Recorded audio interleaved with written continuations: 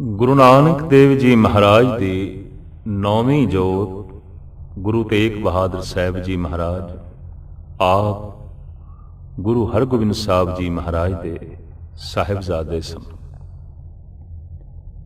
ਔਰ ਸ੍ਰੀ ਗੁਰੂ ਹਰਕ੍ਰਿਸ਼ਨ ਜੀ ਮਹਾਰਾਜ ਦੇ ਦਾਦਾ ਜੀ। ਗੁਰੂ ਹਰਕ੍ਰਿਸ਼ਨ ਜੀ ਮਹਾਰਾਜ ਜਿੱਥੇ ਸ਼ਾਂਤੀ ਸਬਰ ਤੇ ਗਿਆਨ ਜਗਤ ਨੂੰ ਵੰਡਦੇ ਰਹੇ, ਉੱਥੇ ਨਾਵੀਂ ਗੱਦੀ ਦਾ ਜ਼ਿਕਰ ਵੀ ਸਿੱਖ ਜਗਤ ਨੂੰ ਦੇ ਗਏ। ਬਾਬਾ ਬਕਾਲੇ ਬਾਬਾ ਗੁਰਦਿੱਤਾ ਜੀ ਦੇ ਸੁਪੁੱਤਰ ਗੁਰੂ ਹਰਰਾਏ ਸਾਹਿਬ ਜੀ ਤੇ ਗੁਰੂ ਹਰਰਾਏ ਸਾਹਿਬ ਜੀ ਦੇ ਸੁਪੁੱਤਰ ਸ੍ਰੀ ਗੁਰੂ ਹਰਕ੍ਰਿਸ਼ਨ ਜੀ ਮਹਾਰਾਜ ਤੇ ਬਾਬਾ ਗੁਰਦਿੱਤਾ ਜੀ ਗੁਰੂ ਤੇਗ ਬਹਾਦਰ ਸਾਹਿਬ ਜੀ ਮਹਾਰਾਜ ਦੇ ਸੱਕੇ ਭਰਾ ਪੰਜ ਸਾਹਿਬਜ਼ਾਦੇ ਸਨ। ਗੁਰੂ ਹਰਗੋਬਿੰਦ ਸਾਹਿਬ ਜੀ ਮਹਾਰਾਜ ਦੇ ਇਸ ਨਾਤੇ 'ਚ ਗੁਰੂ ਹਰਕ੍ਰਿਸ਼ਨ ਜੀ ਮਹਾਰਾਜ ਦੇ ਗੁਰੂ ਤੇਗ ਬਹਾਦਰ ਸਾਹਿਬ ਜੀ ਮਹਾਰਾਜ ਦਾਦਾ ਜੀ ਨੇ। ਤੋ ਦਾਦੇ ਨੇ ਪੋਤਰੇ ਨੂੰ ਗੱਦੀ ਦਿੱਤੀ ਹੈ ਔਰ ਪੋਤਰੇ ਨੇ ਦਾਦੇ ਨੂੰ ਗੱਦੀ ਦਿੱਤੀ ਹੈ। ਦਰਅਸਲ ਇਹ ਗੱਦੀ ਤੇ ਜੋਤ ਹੈ, ਨਾ ਕਿ ਸ਼ਰੀਰ ਹੈ। ਗੁਰੂ ਨਾਨਕ ਦੀ ਜੋਤ ਘਰ ਬਦਲਦੀ ਰਹੀ, ਪਹਿਲਾ ਘਰ, ਦੂਜਾ ਘਰ, ਤੀਜਾ ਘਰ, ਚੌਥਾ ਘਰ, ਜਿਸ ਨੂੰ ਮਹੱਲਾ ਪਹਿਲਾ, ਮਹੱਲਾ ਦੂਜਾ, ਮਹੱਲਾ ਤੀਜਾ ਕਹੀਏ। ਹੁਣ ਮਹੱਲੇ ਨਾਵੇਂ ਵਿੱਚ ਆਈ। ਹੁਣ ਮਹਿਲ ਜਿਹੜਾ ਹੈ ਨਾਵਾਂ ਹੈ, ਹੁਣ ਟਿਕਾਣਾ ਨਾਵਾਂ ਹੈ, ਜੋਤ ਉਹੀ ਹੈ। ਸ੍ਰੀ ਗੁਰੂ ਹਰਕ੍ਰਿਸ਼ਨ ਜੀ ਮਹਾਰਾਜ ਦੇ ਮੁਖਾਰ ਬਿੰਦ ਤੋਂ ਜਦ ਇਹ ਸ਼ਬਦ ਨਿਕਲੇ ਨੇ ਬਾਬਾ ਬਕਾਲੇ, ਉਸ ਵਕਤ ਗਾਲਬਨ 26 ਸਾਲ ਹੋ ਗਏ ਸਨ। ਬਕਾਲੇ ਦੇ ਵਿੱਚ ਭੋਰੇ ਦੇ ਵਿੱਚ ਰਹਿੰਦੇ ਹਾਂ ਗੁਰੂ ਤੇਗ ਬਹਾਦਰ ਸਾਹਿਬ ਜੀ ਮਹਾਰਾਜ। ਗੁਰੂ ਹਰਗੋਬਿੰਦ ਸਾਹਿਬ ਜੀ ਮਹਾਰਾਜ ਦੇ ਜੋਤੀ ਜੋਤ ਸਮਾਣ ਤੋਂ ਬਾਅਦ ਆਪ ਮਾਤਾ ਨਾਨਕੀ ਤੇ ਸੁਪਤਨੀ ਗੁਜਰੀ ਜੀ ਨਾਲ ਨਾਨਕੇ ਪਿੰਡ ਬਾਬਾ ਬਕਾਲੇ ਆ ਗਏ। ਪਰ ਆਪ ਦੀ ਰਹਿਣ ਸਹਿਣ ਦੀ ਬਿਰਤੀ ਨਿਆਰੀ, ਭੋਰੇ 'ਚ ਹੀ ਬੈਠੇ ਰਹਿਣਾ। ਦਰਅਸਲ ਇਹਦਾ ਇਹ ਮਤਲਬ ਨਹੀਂ ਕੋਈ ਜਪ ਤਪ ਕਰਕੇ ਸੁਰਤ ਉੱਚੀ ਕਰਨੀ ਸੀ। ਆਪ ਤੇ ਪਰਮ ਪੁਰਖ ਸਨ। ਬਚਪਨ ਤੋਂ ਹੀ ਭਗਤੀ ਭਾਵਨਾ ਅਕਾਲ ਪੁਰਖ ਤੋਂ ਲੈ ਕੇ ਆਏ ਨੇ, ਲੇਕਿਨ ਇੱਕ ਲੰਬੇ ਕੰਮ ਦੀ ਤਿਆਰੀ ਲਈ ਆਪ ਨੂੰ ਭੋਰੇ 'ਚ ਬੈਠਣਾ ਪਿਆ। ਕਿਉਂ ਕਿ ਆਪ ਨੂੰ ਦਿਸ ਪਿਆ ਸੀ ਕਿ ਦੇਸ਼ ਦਾ ਕਲਿਆਣ, ਦੇਸ਼ ਦੀ ਸੰਸਕ੍ਰਿਤੀ ਇਸੇ ਢੰਗ ਨਾਲ ਬਚਾਈ ਜਾ ਸਕਦੀ ਹੈ। ਦੇਸ਼ ਦਾ ਧਾਰਮਿਕ ਪਤਨ ਨਾ ਹੋਵੇ ਤੇ ਦੇਸ਼ ਦੀ ਧਾਰਮਿਕ ਦੁਨੀਆ ਨੂੰ ਕੇਵਲ ਇੱਕੋ ਹੀ ਜ਼ਰੀਏ ਨਾਲ ਬਚਾਇਆ ਜਾ ਸਕਦਾ ਹੈ ਕਿ ਦੇਸ਼ ਦਾ ਕੋਈ ਬਹੁਤ ਵੱਡਾ ਸੰਤ ਮਹਾਪੁਰਖ ਕੁਰਬਾਨੀ ਦੇਵੇ, ਆਪਣਾ ਸੀਸ ਭੇਟ ਕਰੇ। ਤੋ ਤਿਆਰੀ ਦੇ ਜੁਟੇ ਨੇ ਇਸ ਦੇਸ਼ ਦੇ ਉੱਤੋਂ, ਦੇਸ਼ ਦੀ ਸੰਸਕ੍ਰਿਤੀ ਦੇ ਉੱਤੋਂ ਆਪਣਾ ਸੀਸ ਨਿਛਾਵਰ ਕਰਨ ਲਈ, ਆਪਣਾ ਸੀਸ ਭੇਟ ਕਰਨ ਲਈ। ਆਪ ਬ੍ਰਹਮ ਗਿਆਨ ਦੀ ਮੂਰਤੀ ਨੇ, ਲੇਕਿਨ ਫਿਰ ਵੀ 26 ਸਾਲ ਤੱਕ ਭੋਰੇ ਦੇ 'ਚ ਰਹੇ। ਤੇ ਜਦ ਗੁਰੂ ਹਰਕ੍ਰਿਸ਼ਨ ਜੀ ਮਹਾਰਾਜ ਦੀ ਰਸਨਾ ਤੋਂ ਨਿਕਲਿਆ ਬਾਬਾ ਬਕਾਲੇ, ਤਾਂ ਆਪ ਨੇ ਦਿੱਲੀ ਦੇ ਚਾਂਦਨੀ ਚੌਂਕ ਦੇ ਵਿੱਚ ਆਪਣੇ ਆਪ ਨੂੰ ਕੁਰਬਾਨ ਕਰ ਦਿੱਤਾ। ਇਸ ਤੋਂ ਵੱਡਾ ਤਿਆਗ ਰੂਹੇ ਜ਼ਮੀਨ ਦੇ ਵਿੱਚ ਕਿਧਰੇ ਵੀ ਦੇਖਣ ਨੂੰ ਨਹੀਂ ਮਿਲਦਾ। ਆਪ ਸਭ ਕੁਝ ਨੇ, ਛੁਪ ਕੇ ਬੈਠੇ ਨੇ, ਕਿਸੇ ਨੇ ਪ੍ਰਗਟ ਕਰ ਦਿੱਤਾ ਹੈ, ਕੁਰਬਾਨ ਹੋ ਗਏ ਨੇ, ਨਿਛਾਵਰ ਹੋ ਗਏ ਨੇ ਦੇਸ਼ ਤੋਂ ਔਰ ਧਰਮ ਤੋਂ। ਗੁਰੂ ਗ੍ਰੰਥ ਸਾਹਿਬ ਜੀ ਮਹਾਰਾਜ ਦੇ ਵਿੱਚ ਆਪ ਦੇ ਆਏ ਸ਼ਬਦ ਬੈਰਾਗ ਦੀ ਮੂਰਤੀ ਨੇ। ਧਰਮ ਤੇ ਈਸ਼ਵਰ ਦੀ ਪ੍ਰਾਪਤੀ ਲਈ ਬੈਰਾਗ ਮੁੱਖ ਸਾਧਨ ਹੈ। ਬੈਰਾਗ ਤੋਂ ਬਿਨਾਂ ਕੋਈ ਵੀ ਰਾਗ ਮੰਡਲ ਪ੍ਰਮਾਤਮਾ ਤੱਕ ਨਹੀਂ ਪਹੁੰਚਿਆ। ਕਹਿਤ ਕਬੀਰ ਭਗਤ ਕਰ ਪਾਇਆ, ਭੋਲੇ ਭਾਏ ਮਿਲੇ ਰਗ ਰਾਇਆ। ਆਪ ਦਾ ਭੋਲਾ ਸੁਭਾਅ, ਆਪ ਦਾ ਭੋਲਾਪਣ ਤੇ ਆਪ ਦੇ ਬੈਰਾਗ ਦੀ ਮੂਰਤੀ ਇਤਨਾ ਪ੍ਰਭਾਵਿਤ ਕਰਦੀ ਸੀ ਜਗਤ ਨੂੰ ਕਿ ਭੋਲੇ ਭਾਏ ਤੇ ਬੈਰਾਗ ਦੇ ਪ੍ਰਵਾਨੇ ਆਪ ਦੇ ਆਲੇ ਦੁਆਲੇ ਇਕੱਤਰ ਰਹਿੰਦੇ ਸਨ। ਆਪ ਤੋਂ ਸਿੱਖਿਆ ਲੈਂਦੇ ਸਨ, ਆਪ ਤੋਂ ਦੀਕਸ਼ਾ ਲੈਂਦੇ ਸਨ। ਇਹ ਸਭ ਕੁਝ ਵੱਧਦਾ ਹੋਇਆ ਦੇਖ ਕੇ ਵਕਤ ਦੇ ਸਤਾਧਾਰੀਆਂ ਨੂੰ ਚੰਗਾ ਨਹੀਂ ਲੱਗਿਆ। ਵਕਤ ਦੇ ਸਤਾਧਾਰੀਆਂ ਨੇ ਇਹ ਵੀ ਦੇਖਿਆ ਕਿ ਕਸ਼ਮੀਰ ਹਿੰਦੁਸਤਾਨ ਦਾ ਇੱਕ ਜ਼ਰਖੈਜ਼ ਇਲਾਕਾ ਹੈ, ਖੂਬਸੂਰਤ ਇਲਾਕਾ ਹੈ, ਨੂਰ ਜਹਾਂ ਨੇ ਤੇ ਇੱਥੇ ਤੱਕ ਕਹਿ ਦਿੱਤਾ ਸੀ, ਅਗਰ ਫਿਰਦੌਸ ਬਰਰੂਏ ਜ਼ਮੀਂ ਅਸਤੋ ਹਮੀ ਅਸਤੋ ਹਮੀ ਅਸਤੋ ਹਮੀ ਅਸਤੋ। ਅਗਰ ਕੋਈ ਫਿਰਦੌਸ ਜੰਨਤ ਬਹਿਸ਼ਤ ਸਵਰਗ ਜ਼ਮੀਨ ਦੇ ਉੱਤੇ ਹੈ ਤਾਂ ਫਿਰ ਇਹੀ ਹੈ, ਇਹੀ ਹੈ, ਇਹੀ ਹੈ। ਕਸ਼ਮੀਰ ਦੇ ਜਿਹਲਮ ਦੇ ਕੰਢੇ ਦੇ ਉੱਤੇ ਨੂਰ ਜਹਾਂ ਨੇ ਇਹ ਵਾਕ ਉਚਾਰਨ ਕੀਤੇ, ਬਸ ਇਹੀ ਜੰਨਤ ਹੈ, ਇਹੀ ਜੰਨਤ ਹੈ, ਇਹੀ ਜੰਨਤ ਹੈ।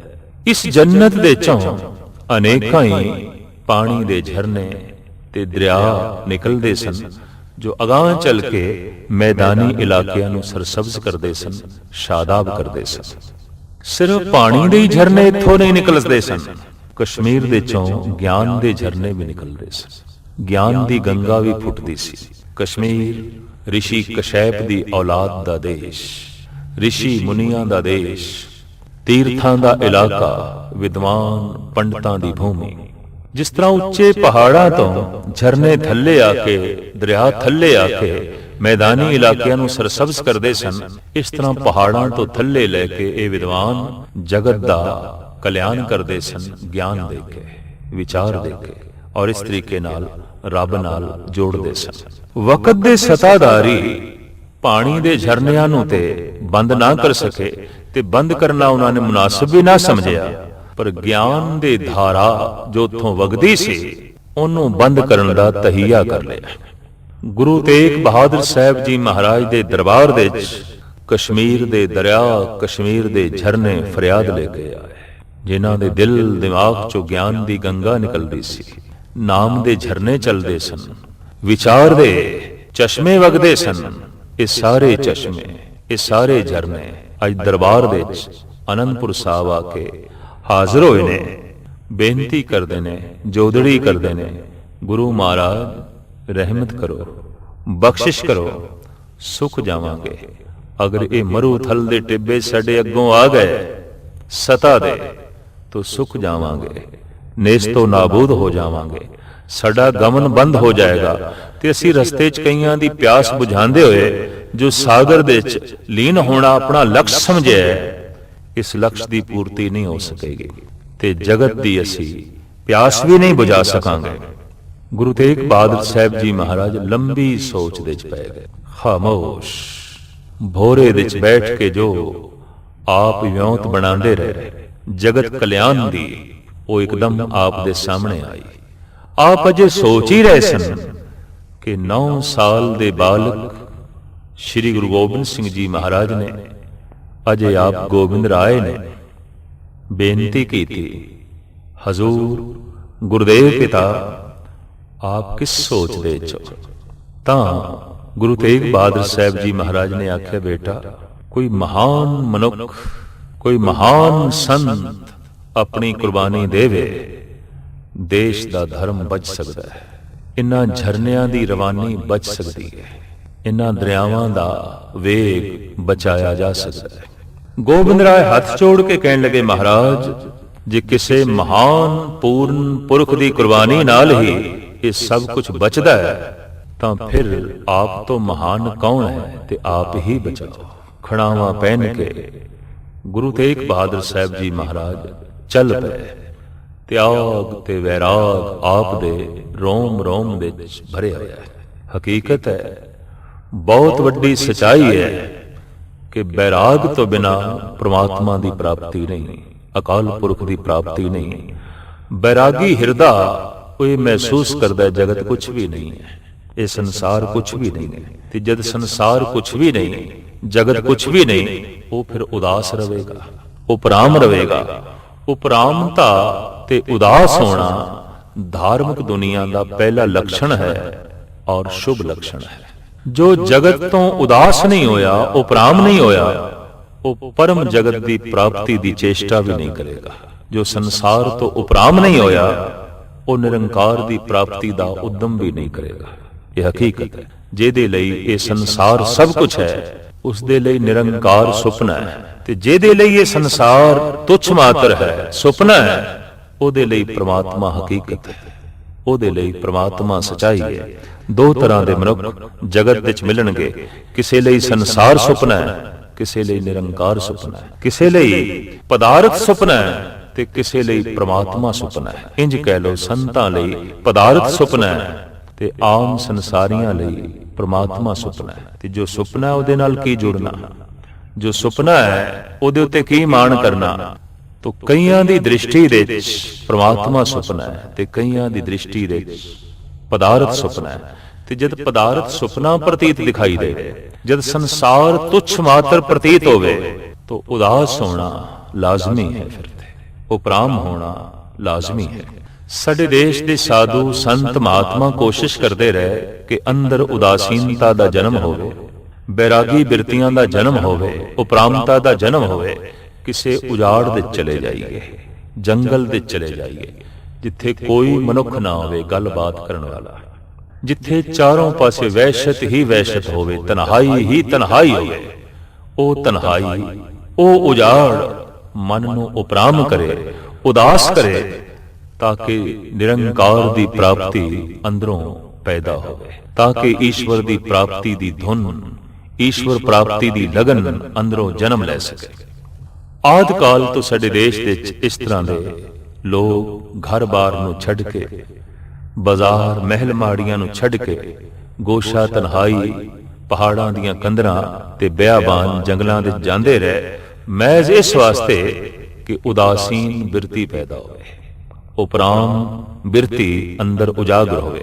गुरु नानक देव जी महाराज दे एक साहिबजादे दा नाम बाबा श्री चंद, जिन्हां ने इस देश दे उदासीन परंपरा नूं जन्म दिता और आप दे साधुआं नूं उदासी साधु करके आख्या जांदा है। और ये उदासीन संप्रदाय अज भी मौजूद है, जिसने गुरबाणी का महान प्रचार देश देशांतरां दे विच कीता। साहिब गुरु गोबिंद सिंह जी महाराज फरमान करते हैं कि उजाड़ दे जाके, बयाबान जंगल दे जाके मन नूं उपराम करना है, उदास करना है, उस तो बेहतर है घर नूं ही जंगल समझ लिया जाए, घर नूं ही उजाड़ समझ लिया जाए। रे मन ऐसो कर सन्यासा, बन से सदन सवै कर समझो, मन ही माए उदासा। गुरु तेग बहादुर साहब जी महाराज उपराम, उदास ते बैराग दी मूर्ति सन। जगत विच कुछ भी ऐसा नहीं कि आप नूं खिच लवे, आप जगत तो उच्चे जीवदे सन, लेकिन जगत तो बिरतियां उच्चियां हो सकन, आपने जंगल दे जाना मुनासिब नहीं समझिया। आप साफ कहते हैं, काहे रे बन खोजन जाई, सर्व निवासी सदा अलेपा, तो ही संग समाई। वो जो व्यापक है, वो जो सर्व व्यापक है, वो जो रोम रोम दे वसिया होया है, वो ते तेरे कोल है, बन दे किथे जाना है। सर्व निवासी ते सदा अलिप्त, ये दो शब्द ऐसे ने जो खोज दे मुस्तहिक ने। जो व्यापक है, सर्व निवासी है, वो अलिप्त किस तरह रह सकता है, निर्लेप कैसे रह सकता है। जो सारियां दे विच है, निर्लेप होना ते फिर बहुत कठिन है। सर्व निवासी सदा अलेपा, तो ही संग समाई। वो मेरे विच है और निर्लेप है, वो सारियां दे विच है, वो निर्लेप है। तो आपने बड़े सुंदर दो प्रमाण दिते ने। पोप मद जो बास बसत है, मुकर माए जैसे छाई, तैसे ही हर बसे निरंतर, घट ही खोजो भाई। सर्वनिवासी तो ऐसा है जैसे फुल दी पत्ती पत्ती दे च महक है, सारे फुल्लां दी पत्ती पत्ती दे च सुगंधी है, महक है। तो जैसे फुल दे अंदर महक व्यापक है, तिवें परमात्मा व्यापक है। पर परमात्मा निर्लेप किस तरह है, मुकर माए जैसे छाई। जैसे शीशे दे च अक्स शीशे दे च हुंदा होया भी शीशे दे च नहीं है, निर्लेप है। शीशे दे जो कुछ दिखाई दे रहा है, असीं उहनूं पकड़ नहीं सकते, बंधन दे च नहीं लिया सकते, क्योंकि निर्लेप है। भावें शीशे दे च है, फिर भी शीशे तो न्यारा है, निर्लेप है। भावें परमात्मा साडे विच है, फिर भी वो न्यारा है। अगर व्यापक हो के वो न्यारा ना होवे, तो फिर जितने असी मैले हां, परमात्मा हुण तक मैला हो गया हुंदा। वो निर्लेप है, इस वास्ते साडे अंदर रहिंदा होया भी वो निर्मल है, स्वच्छ है। डॉक्टर रविंद्रनाथ टैगोर नूं ये बोध होया उदों जदों आपने देखिया ਕਿ ਇੱਕ ਬਹੁਤ ਵੱਡੇ ਗੰਦਗੀ ਦੇ ਢੇਰ ਨੂੰ ਸੂਰਜ ਦੀਆਂ ਕਿਰਨਾਂ ਛੂ ਰਹੀਆਂ ਸਨ। ਤਾਂ ਆਪ ਨੱਚ ਉੱਠੇ, ਆਖਣ ਲੱਗੇ, ਹੇ ਈਸ਼ਵਰ, ਤੇਰੇ ਨਿਰਲੇਪ ਹੋਣ ਦਾ ਬੋਧ ਮਿਲ ਗਿਆ। ਸੂਰਜ ਦੀਆਂ ਕਿਰਨਾਂ ਗੰਦਗੀ ਨੂੰ ਛੂ ਰਹੀਆਂ ਨੇ, ਪਰ ਸੂਰਜ ਗੰਦਾ ਨਹੀਂ ਹੋ ਰਿਹਾ, ਕਿਰਨਾਂ ਗੰਦੀਆਂ ਨਹੀਂ ਹੋ ਰਹੀਆਂ। ਹੇ ਪ੍ਰਮਾਤਮਾ, ਤੂੰ ਮੇਰੇ ਗੰਦੇ ਸਰੀਰ ਮਲ ਮੂਤਰ ਦੇ ਥੈਲੇ 'ਚ ਬੈਠਾ ਹੈ, ਪਰ ਤੂੰ ਗੰਦਾ ਨਹੀਂ ਹੁੰਦਾ। ਤੂੰ ਤੇ ਨਿਰਲੇਪ ਹੈ, ਤੂੰ ਤੇ ਸਵੱਛ ਹੈ, ਤੂੰ ਤੇ ਨਿਰਮਲ ਹੈ। ਤੋ ਸਾਹਿਬ ਕਹਿੰਦੇ ਨੇ, ਵਿਆਪਕ ਤੂੰ ਐਸੇ ਹੈ जैसे फुल दी पत्ती पत्ती विच महक है, और निर्लेप तू ऐसा है जैसे शीशे विच अक्स पोप मद जो बास बसत है। मुख रोमाए जैसे छाई, तैसे ही हर बसे निरंतर, घट ही खोजो पाई। साहिब गुरु तेग बहादुर साहब जी महाराज ने आनंदपुर साहब तो गवन आरंभ किया। रोहतक, हिसार, हांसी, फिर इत्थों गमन करदे करदे आप पहुंचे ने आगरा, जिस स्थान विच आप काफी समय तक टिके। उस स्थान का नाम है गुरुद्वारा माई था। बाहर एक चरवाहे नूं अंगूठी आपने भेंट की थी, और इस वास्ते भेंट की थी क्योंकि शाही लश्कर आप दी तलाश विच सी ते बहुत वड्डा इनाम रखिया गया सी। आपने उस चरवाहे नूं कहा, लै तूं ये अंगूठी भी लै ते मैनू पकड़ाउण दा बहुत वड्डा इनाम भी प्राप्त कर। साहिब गुरु तेग बहादुर साहब जी महाराज नूं गिरफ्तार किया गया, और आदि काल तो सताधारियां दी ते सतवादियां दी कदी बनी नहीं।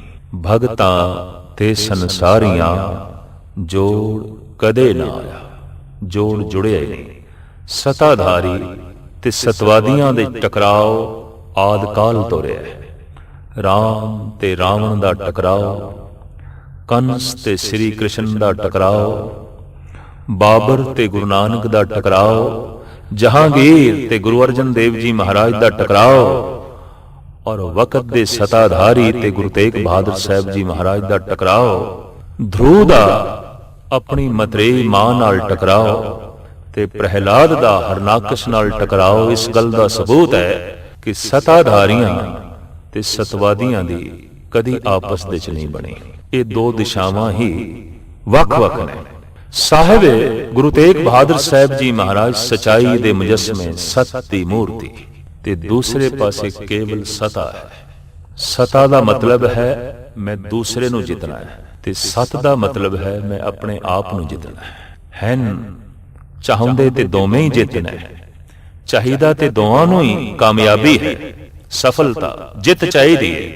फर्क सिर्फ इतना है, एक जगत नूं जितना चाहता है, एक अपने आप नूं जितना चाहता है। एक जगत ते हुक्म करना चाहता है, एक अपने आप ते हुक्म करना चाहता है। एक जगत नूं गुलाम करना चाहता है, एक अपने मन नूं गुलाम करना चाहता है, अपने इंद्रियां नूं गुलाम करना चाहता है। लेकिन जो जगत नूं गुलाम करता है, वो किसी हद तक इंद्रियां दा स्वयं गुलाम होता है, वो मन दा स्वयं गुलाम होता है। इस वास्ते सारी दुनिया ते हुक्म करने वाला मनुख अपने मन ते हुक्म करना उस लई औखा हो जाता है। ते गुरु नानक देव जी महाराज कहते ने, जिस दा कहना उसदा मन नहीं मनदा, उहदे इंद्रिय नहीं मनदे, उहदा जगत नूं जित लेना भी फोका है, झूठ है। दरअसल जगत दी जित ते इसते खड़ी है, मन जीते जग जीत। मन दी जित नाल ही जगत दी जित खड़ी है। भावें मनुख बहुत कुछ काबू कर लैंदा है, लेकिन मन नूं काबू करना बहुत वड्डा काम है। ते गुरु तेग बहादुर साहब जी महाराज दे संबंध नाल एक बार दी रचना, मन लो छे बुरियाइयां गुर शब्दी एह मन होड़ी है। देखो मनुख ने नथ पा के बैल नूं काबू कीता है, लगाम पा के घोड़े नूं काबू कीता है, अंकुश रख के हाथी नूं काबू कीता है। अजोके युग दे च रेलां मोटरां गड्डियां मनुख दे काबू दे च ने। ये ठीक है कि रेल चलदी ते इक्को ही थां तो है जिथे इंजन है, पर रोकण दा आला ते हर डब्बे च मौजूद है। जिथे खिंची चेन गड्डी रुक गई। जो चल रही है उदा काबू दे च होना बहुत लाजमी है, वरना उस तो सुख नहीं उठाया जा सकता। ਪਰ ਹੈਰਾਨਗੀ ਦੀ ਗੱਲ, ਹਾਥੀ, ਘੋੜੇ, ਰਿੱਛ, ਬੰਦਰ ਔਰ ਸ਼ੇਰ, ਬੈਲ ਔਰ ਖੋਤੇ, ਇਹ ਤੇ ਬੰਦੇ ਦੇ ਕਾਬੂ 'ਚ, ਲੇਕਿਨ ਬੰਦੇ ਦਾ ਮਨ ਬੰਦੇ ਦੇ ਕਾਬੂ 'ਚ ਨਹੀਂ ਹੈ। ਇੱਥੋਂ ਹੀ ਗੱਲ ਸਪਸ਼ਟ ਹੋ ਗਈ ਕਿ ਮਨ ਉਹੀ ਕਾਬੂ ਕਰਦਾ ਹੈ ਜੋ ਮਹਾਬਲੀ ਹੁੰਦਾ ਹੈ, ਸੂਰਮਾ ਹੁੰਦਾ ਹੈ। ਔਰ ਇਹ ਇੱਕ ਵਕ ਦਿਸ਼ਾ ਹੈ।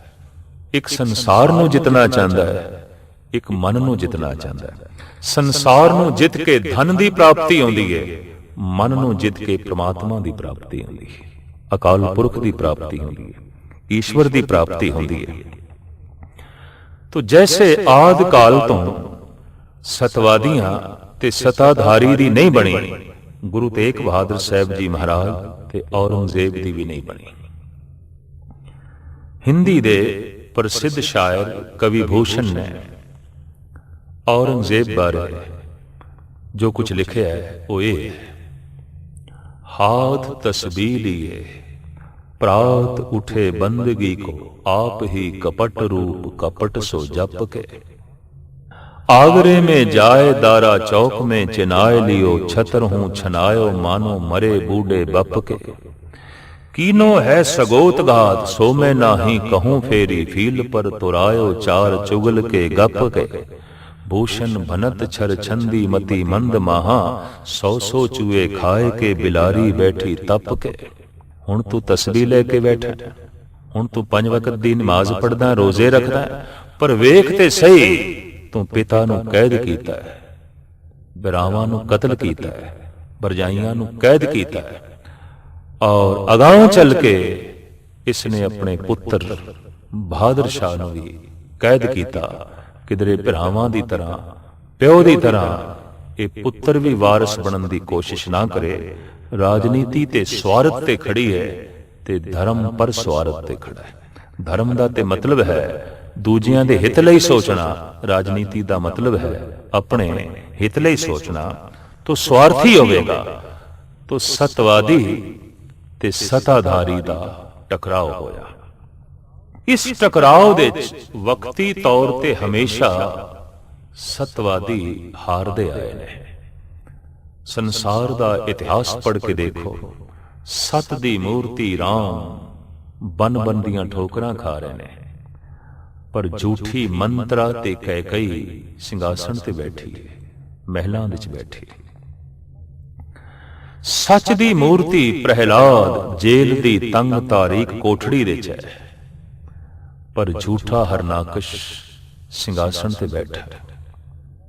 सच ते बैराग दी मूर्ति ध्रुव जंगलां दी ठोकरां खा रहा है, साधना कर रहा है, पर झूठी मतरेई मां महलां विच बैठ के ऐश कर रही है, आराम कर रही है, सुख मान रही है।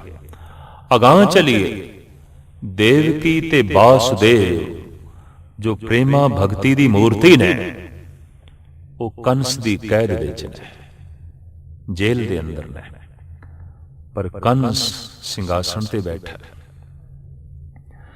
जेल दी तंग तारीक कोठड़ी दे च ही सच दी मूर्ति श्री कृष्ण दा, द्वापर दे अवतारी पुरुष दा जन्म होया है। हैरानगी दी गल जद मैं इस ढंग नाल पढ़दा कि जेल दे विच ही वक्त दे सताधारियां दी जेल दे च गुरु तेग बहादुर साहब जी महाराज ज्योति जोत समाए ने, उन्हां दा अंत होया है, ते जेल दे च ही श्री कृष्ण दा जन्म होया है। ते मैनू कहना पैंदा है सच दा जन्म होंदा है ते जेल दे च होंदा है, सच दा अंत होंदा है तो जेल दे च होंदा है। सत दी हार भी असल दे च जित है, और झूठ दी जित भी असल दे च हार है। साहिब गुरु नानक देव जी महाराज दे बोल, कूड़ ने खुट्टे नानका ओढ़ के सच रही। आप दिल्ली दे चांदनी चौक दे शहीद की होए, समुचे देश नू चानना वंड गए। सूरबीरता दा, बहादरी दा, अणख दा, गैरत दा सुत्ती हुई कौम नू आपने जगाया। आप दी शहादत दे नाल ही सिखी दा जो स्वरूप बनया वो केशाधारी बनया। और संत सिपाही की शक्ल गुरु गोबिंद सिंह जी महाराज ने बकायदा बख्शिश कर दी, ताकि आइंदा लई ये सत ते सता इक्को ही थां ते रहे और सतवादी सताधारियां दे हत्थों बेजार ना हुंदा रहे, औखा ना हुंदा रहे। साहिबां दा धड़ चुक के लखी शाह वणजारा लिया और उन्हें अपने पिंड दे विच अपने मकान दे अंदर रख के मकान नूं ही अग ला दित्ती। इस ढंग नाल उसने अपना मकान गुरु तेग बहादुर साहब जी महाराज दे धड़ तो निछावर किया। उस थां ते पावन गुरुद्वारा बने होया है, गुरुद्वारा रकाबगंज। सीस दा दाह संस्कार होया आनंदपुर साहब दे विच, उस थां दे उत्ते भी गुरुद्वारा बने होया है जिसका नाम है गुरुद्वारा सीसगंज। ते जिथे आप दी शहादत हुई उत्थे भी अस्थान बनया होया है चांदनी चौक दे गुरुद्वारा सीसगंज। दरअसल जिसका खून पावन हो जाए, पवित्र हो जाए, तो किसका खून पावन हो जाता है, पवित्र हो जाता है, जिहदे रोम रोम दे अंदर परमात्मा वसिया होवे, ईश्वर वसिया होवे, अकाल पुरख वसिया होवे। जैसे नामदेव जी महाराज कहते ने, 10 बैरागन मोहि बस कीनी, पंचों का मिटनाओ, 70 दोए भरे अमृतसर, बिख को मार कढ़ाओ, पाछे बहुर ना आवन पाओ। ये जो 72 मोठियां नाड़ा ने, नामदेव कहते ने खून नहीं गर्दिश कर रहा, अमृत गर्दिश कर रहा। खून पाक हो गया, पवित्र हो गया, अमृत हो गया। एक शायर का कहना है, एक बूंद गर चाहे तो तूफान बन जाए, एक फूल गर चाहे तो गुलिस्तान बन जाए, एक खून के कतरे में वो तासीर है, एक कौम की तवारीख का अनवान बन जाए। अगर उछाल आ जाए सही किसी पाक पवित्र खून दे तां वो कौम दा ते देश दा अदुੱਤੀ इतिहास बन जाता है, गैरत ते अणख बन जाता है, हिम्मत ते दलेरी बन जाता है। साहिबां दा ये पावन खून जिथे डुलिया, उत्थों दी धरती इतनी पावन हुई है कि लोग श्रद्धा नाल जद मत्था टेकदे ने तो रसना तो निकलदा है धन गुरु तेग बहादुर साहब। धन गुरु तेग बहादुर साहब वो स्थान अज तीर्थ है, हर राहगीर नूं अपनी तरफ खिंचदा है, प्रेरदा है, और उत्थे बैठ के मन विच त्याग दी भावना दा जन्म होंदा है, बैराग दीआं भावनावां दा जन्म होंदा है। साहिब गुरु तेग बहादुर साहब जी महाराज दा चिंतन करदे आया बैराग तारी हो जाता है, और बैराग तारी होंदे ही हर तरह के सुख की प्राप्ति होंदी है। तदी ते वार दे